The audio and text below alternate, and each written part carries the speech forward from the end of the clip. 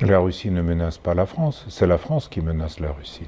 Les Européens ne vont pas ressentir quelque chose avant qu'on ne les tue pas sur la ligne de front.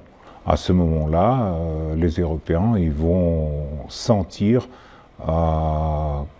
comment ça se fait de perdre une guerre. C'est le sentiment qui a été oublié en Europe depuis des décennies. Et donc, on va y revenir. Mais je répète que nous, on n'a pas d'illusions sur la politique de Trump. Et je ne sais pas pourquoi, dans les médias européens, on dit toujours que voilà, Trump, l'Europe vont décider comment va s'arranger la situation en Ukraine. Non, c'est pas Trump, c'est pas l'Europe, c'est la Russie qui va décider. Mais on a partout les agents russes, vous savez. Donc même à l'Élysée, on a partout, c'est bourré quoi. Et en plus, on influence la politique mondiale à travers les micro-ondes. À mon avis, l'époque de l'Occident, c'est fini, c'est terminé. Ça a duré 5 siècles et c'est fini.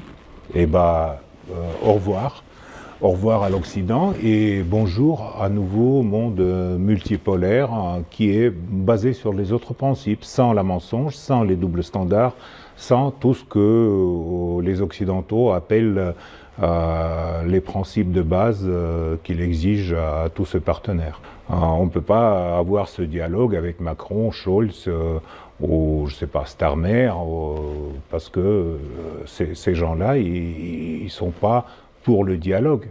Ils sont pour la continuation de la guerre. Piotr Tolstoï, l'homme politique russe qui ne mâche pas ses mots, a encore frappé. Après Dimitri Medvedev, maintenant c'est le vice-président de la Douma d'État qui parle ouvertement dans une interview de la situation actuelle dans le monde, de comment est-ce que la Russie va réagir, de ce que la Russie va faire et de la chute imminente de l'Occident. Je vous laisse avec l'interview et on se retrouve en fin de vidéo. Bonjour Piotr Tolstoï. Bonjour. Vous êtes vice-président de la Douma, vous êtes au cœur de la vie politique en Russie. Nous nous sommes déplacés de Paris à Moscou pour prendre vos commentaires vu le niveau de l'escalade actuelle entre la Russie et les États-Unis à travers l'Europe. Monsieur Sergei Lavrov a déclaré récemment que l'administration Biden veut laisser en héritage aussi mauvais que possible à la future administration Trump. Êtes-vous d'accord avec cette déclaration? Et cette escalade, pour vous, c'est le dernier souffle de l'état profond, parce qu'il nous reste 3 mois avant le 20 janvier à peu près, ou c'est l'une des nouvelles étapes de cette longue nouvelle guerre entre l'état profond et le monde? Vous savez, moi je ne suis pas très fort dans les commentaires de l'état profond parce qu'on ne sait pas très bien de quoi il s'agit. Mais je suis d'accord avec notre ministre des Affaires étrangères que l'héritage de l'administration Biden sera très très dur pour la future administration des États-Unis. D'autre part, il ne faut pas voir le monde à travers les futures démarches du président Trump.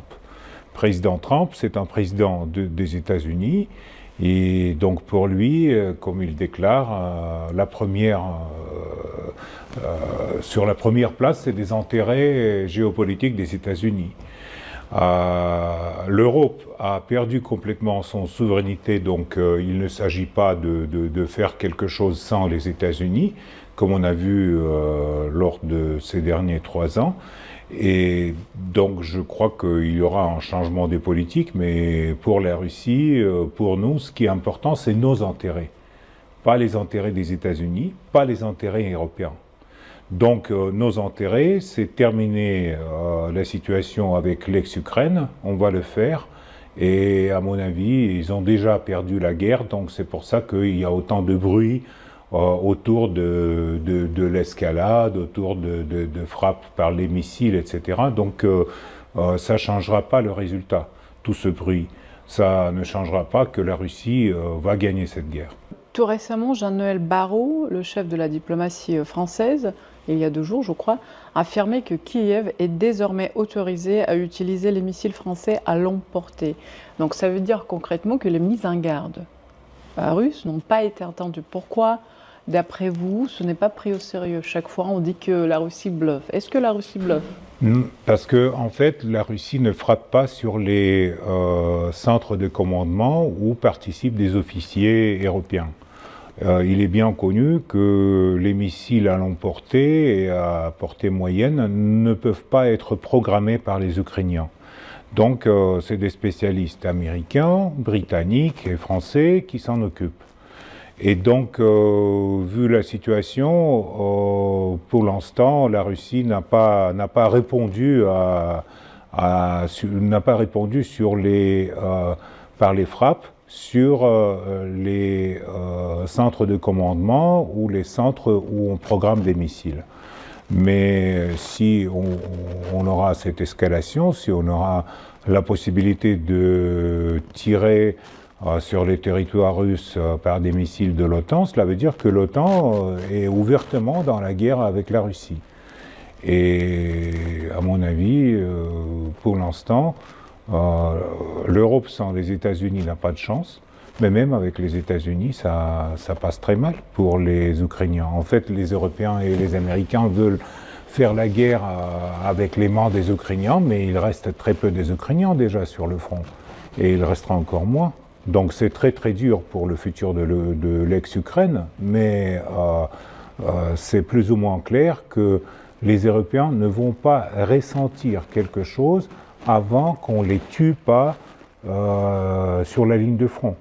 Donc récemment, on a eu je crois qu'aujourd'hui dans Le Monde, il y avait un article sur les négociations entre Macron et Starmer sur l'envoi des soldats britanniques et français sur le sol. Alors, à mon avis, ça c'est en étape quand l'Europe va sentir la défaite militaire. Donc là, je crois que si les pays de l'OTAN vont oser d'envoyer leurs soldats en Ukraine, ça serait vraiment une guerre ouverte qui fera du mal surtout aux politiciens européens. Est-ce que la Russie menace la France, d'après vous? La Russie ne menace pas la France, c'est la France qui menace la Russie. C'est la France qui donne la permission de tirer sur le territoire russe les missiles de moyenne portée. C'est la France qui envisage l'envoi des légions d'honneur à l'Odessa. C'est la France qui, aujourd'hui, continue à fournir en Ukraine l'information sensible d'un groupe spatial.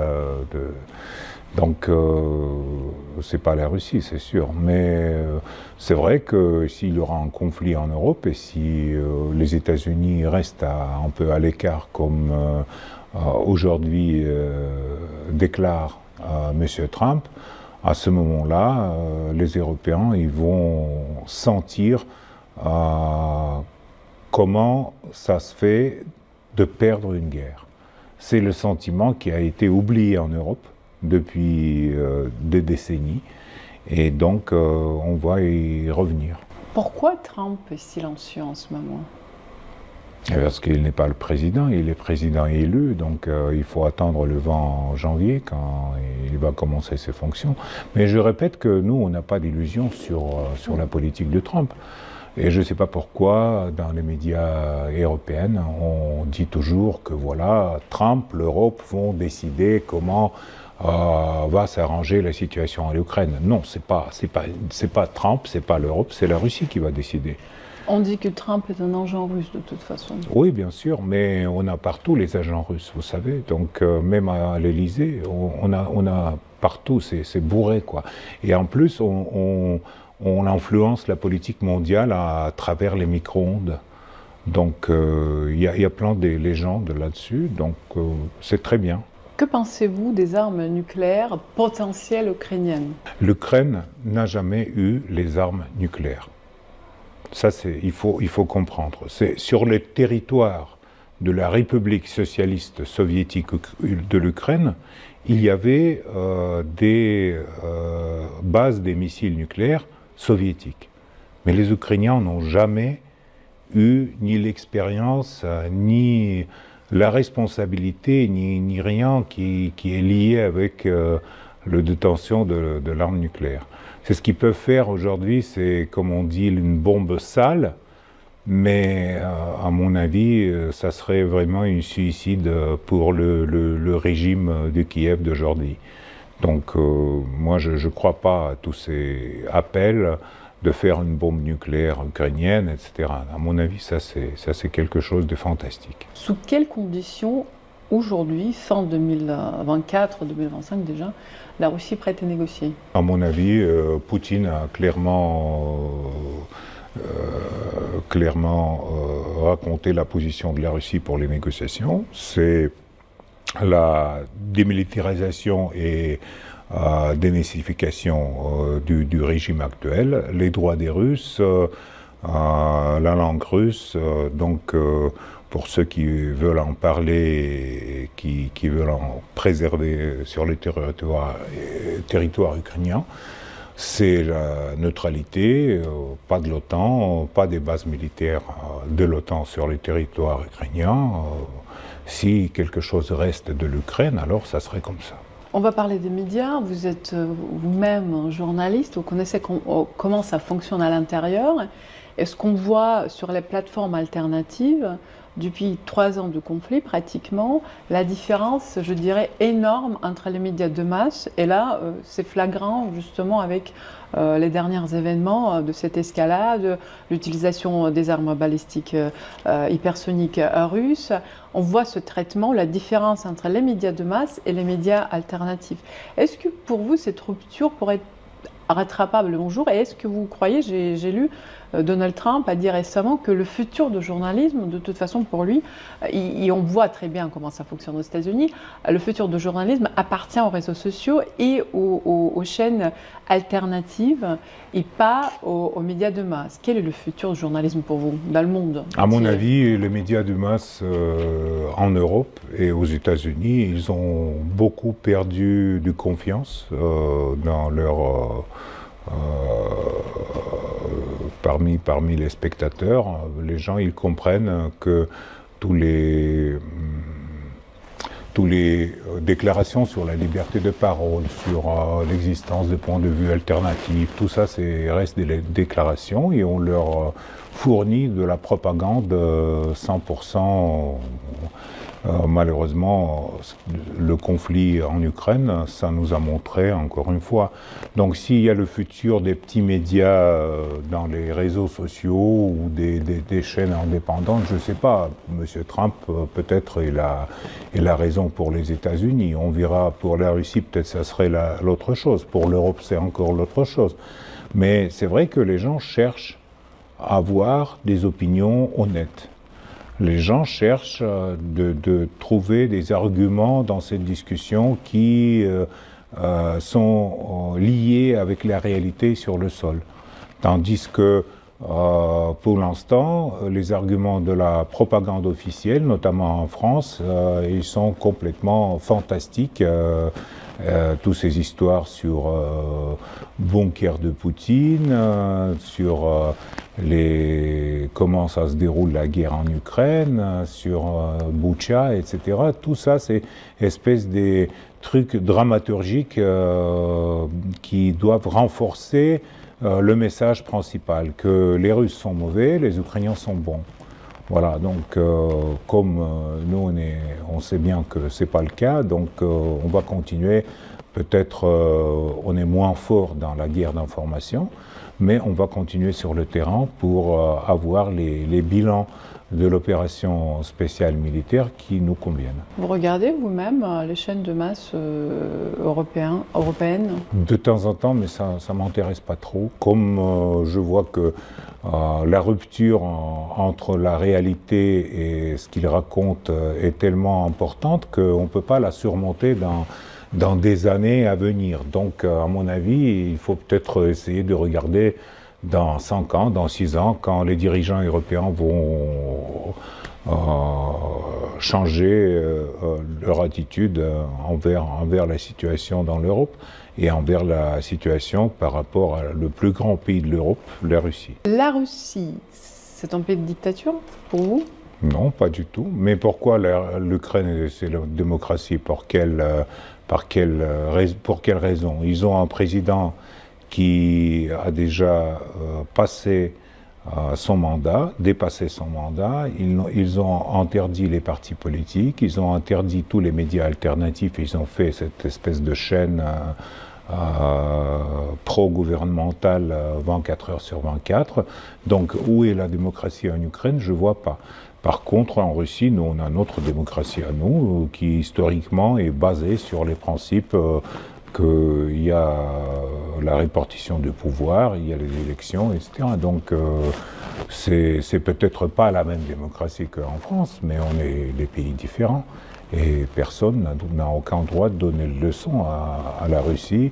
Qu'est-ce qui est démocratique, qu'est-ce qui n'est pas démocratique. C'est pas les idées de Glucksmann ou d'autres spécialistes par ces leçons qu'on va suivre, ça c'est sûr. Là, c'est vrai que les sanctions n'ont pas marché en 2022-2023, mais en 2024, on voit les résultats des sanctions qui endommagent l'économie russe. Quelle est votre opinion? Parce qu'on en a parlé récemment. À mon avis, il faut 2025 gagner la guerre et point final pour les sanctions et pour le reste. À mon avis, l'idée des sanctions, même l'idée de faire mal au peuple russe qu'il renverse le pouvoir ou qu'il s'exprime contre Poutine, etc., ça n'a pas marché dès le début. Et si ça n'a pas marché dès le début, pourquoi ça doit marcher 3 ans après ou 4 ans après? Donc les gens, ils sont regroupés autour de chefs d'État, ils soutiennent des partis politiques, même chez nous à la Douma, des différents partis aujourd'hui soutiennent la politique extérieure du président Poutine, malgré la différence pour la politique intérieure et les discussions sur la politique intérieure. Pour tout ce qui concerne l'opération spéciale militaire, etc. Donc il y a le soutien entre tous les partis. Donc pourquoi ça doit marcher à 2025 ou 2026? Moi je ne crois pas que l'Europe aura la possibilité de maintenir le régime de Kiev jusqu'à ce date-là. Vous avez participé au sommet de BRICS et on en a parlé, mais avec certaines personnes qui également se sont rendues au sommet, et on va faire une conférence mi-décembre et j'invite tous les auditeurs de s'inscrire parce que c'est déjà en ligne. Justement, on va parler des BRICS, les résultats des BRICS. Quel est le message principal en fait de ce sommet pour vous? À mon avis, le message principal, c'est une nouvelle architecture de relations internationales avec le respect à l'histoire, à des différences entre les pays, si différents que, par exemple, la Chine, l'Inde, l'Afrique du Sud ou le Brésil. Mais en même temps, c'est espèce de modèle du monde multipolaire on va bâtir bientôt. Pas le monde de l'Occident. À mon avis, l'époque de l'Occident, c'est fini, c'est terminé. Ça a duré 5 siècles et c'est fini. Et au revoir. Au revoir à l'Occident et bonjour à nouveau au monde multipolaire qui est basé sur les autres principes, sans la mensonge, sans les doubles standards, sans tout ce que les Occidentaux appellent les principes de base qu'il exige à tous ses partenaires. Comment voyez-vous la sécurité européenne en ce moment-là? La sécurité européenne ne peut pas être basée sur la sécurité des uns contre la sécurité des autres. C'est ce qui a été fait après la guerre froide. Avec l'élargissement de l'OTAN, avec l'arrivée de l'OTAN en Ukraine, etc. Donc c'est ça, en fait, l'histoire de ce conflit. Et donc cette histoire, il doit être enlevée des relations internationales. Donc il nous faut une nouvelle Yalta ou peut-être une conférence à Kiev que va organiser la Russie pour atteindre la paix durable sur le continent avec les garanties mutuelles et avec parce qu'on ne peut pas dire que voilà, n'importe quel pays peut adhérer à l'OTAN et instaurer une base américaine sur les frontières russes. Non, ça ne va pas comme ça. Ce n'est pas la sécurité. Donc on va essayer d'établir des nouveaux règles du jeu, mais pour ça, évidemment, il faudra que tous les gens qui ont déclaré leur haine contre la Russie seront changés dans leur gouvernement réciproque. Donc c'est tout. On ne peut pas avoir ce dialogue avec Macron, Scholz ou je sais pas Starmer parce que ces gens-là, ils sont pas pour le dialogue. Ils sont pour la continuation de la guerre. Ce n'est pas que la guerre en Ukraine. Hélas, il y a également le conflit qui persiste entre Israël et la Palestine. On en parle un peu moins en ce moment, mais c'est toujours le conflit également qui est assez important et malheureux. Le rôle de la Russie, toujours dans la pacification, c'est toujours la même opinion que vous gardez? Bien sûr, nous, on est pour la création de l'État palestinien et d'arrêter le génocide qui aujourd'hui se déroule dans la région. Ça, pour nous, c'est clair. Parce que sans l'établissement de l'État palestinien, il n'y aura pas la paix. Ce conflit il dure des décennies. Et les méthodes qu'a utilisées aujourd'hui Israël, à mon avis, ça n'a rien à voir, par exemple, avec les conflits que nous, on a à nos frontières. On ne bombarde pas les hôpitaux, on ne bombarde pas les moitiés de Beyrouth juste pour viser un seul personnage de Hamas. Donc si on faisait comme ça, alors à Kiev, il n'y avait que des ruines.